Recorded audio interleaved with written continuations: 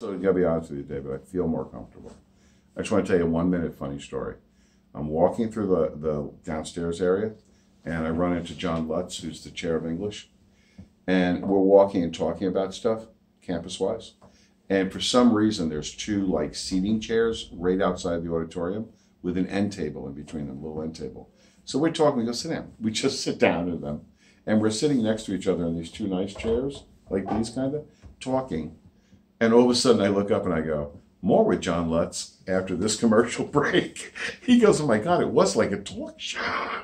I go, we just need two ferns, John, and we're set. Between two ferns. I like it. Exactly. Is he going to make an appearance in this documentary? He might. I don't know how John feels about that. I'll ask. All right. He'd be brilliant. All right. So how would an existing generation of purchasers, which was used to holding an object and paying with physical money, feel about not physically holding their money and not physically holding the product? One of the main questions is how does the older generation feel in this space of virtual products and kind of virtual money, as opposed to the younger Gen I, the VL generation, living in this space?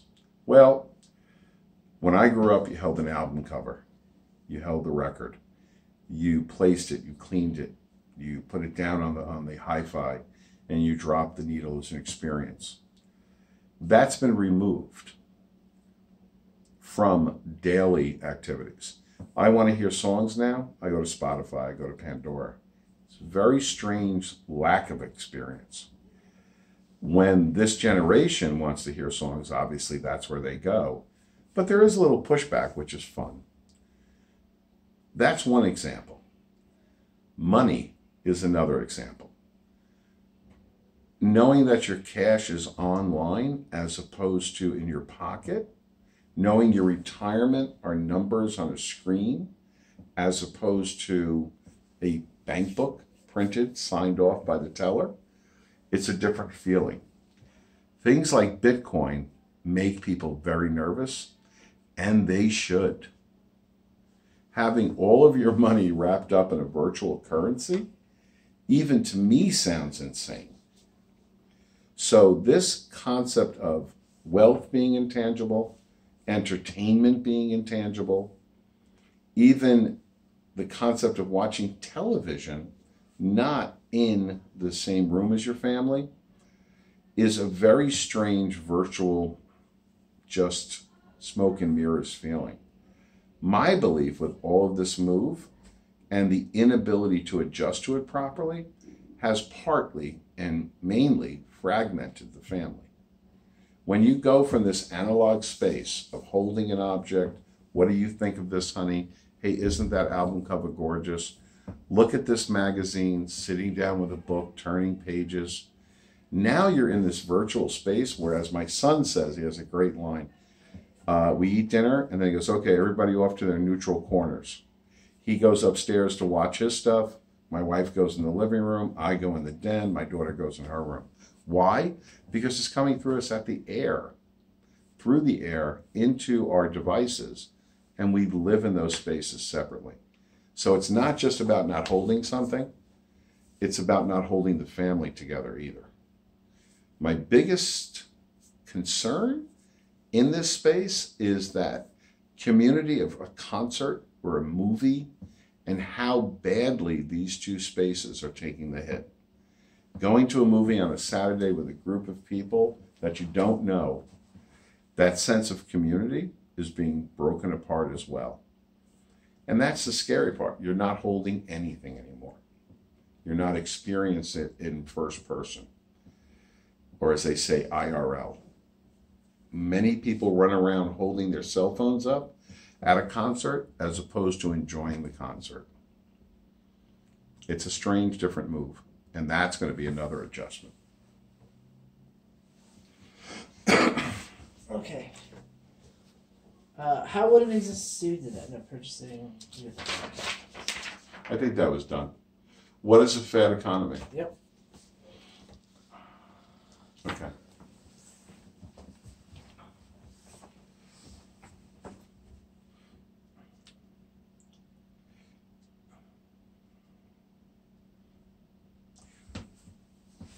One of the things that's coming up today is the concept of fads, online fads. There was a great commercial about two bike messengers, who even has those anymore, who were in an elevator with these advertising corporate executives behind them. And one bike messenger said to the other, "Are you on Woo-Woo?" He goes, "Yeah, I'm on Woo-Woo."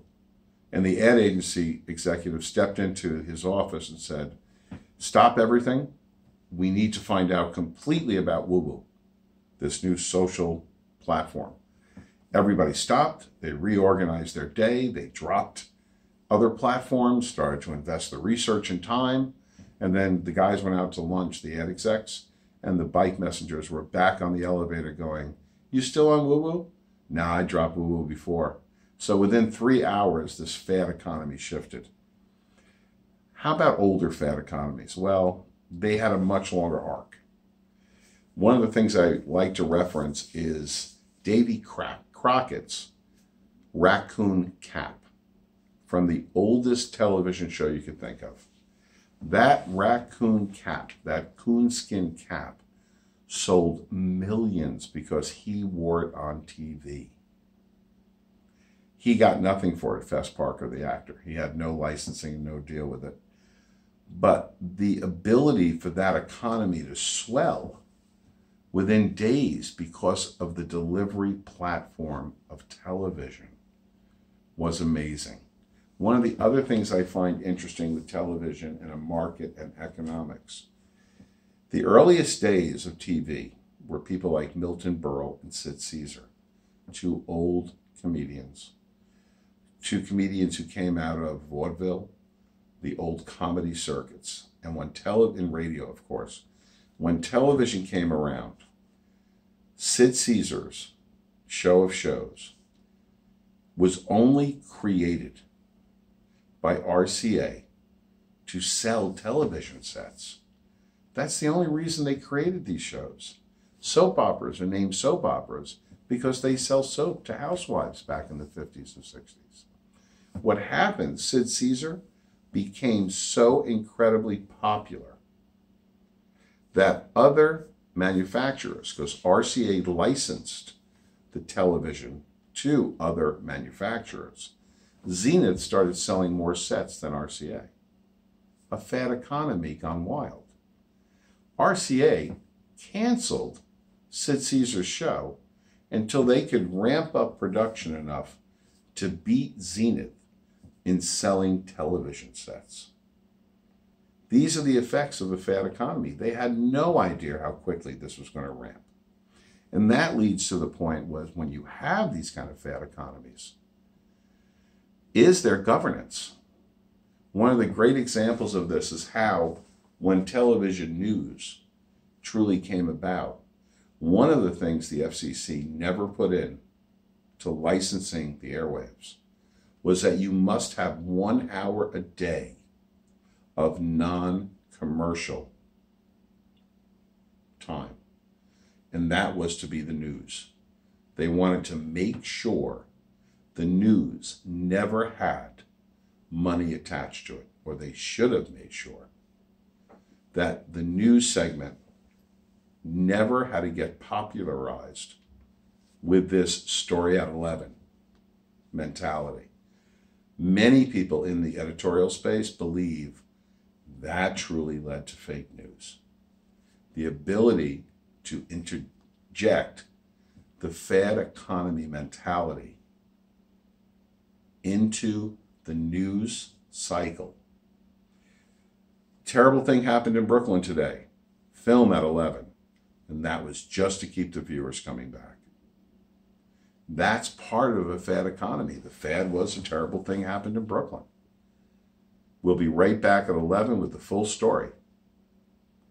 When these things happen, coonskin caps, news at 11, or pet rocks, they affect the churning, turning, and swooshing of the marketplace. Today, that's like 1,000 times bigger. The most perfectly named social platform is Twitter, because it moves just like those bird swarms move. And that's truly a fad economy. Good? Yep. Are my answers too long? No, I'd rather it better be long. You'd rather they were long so you could cut them, right? That's it. But it does mean we're gonna get to page 40 and come back and come back. Yeah, and come sorry back. about that. I don't think we're going to get there. I think we're going to get to 30. I was trying to be helpful. We still did real, David. Yeah. It's This is 1,000 times better than the last go around. just we'll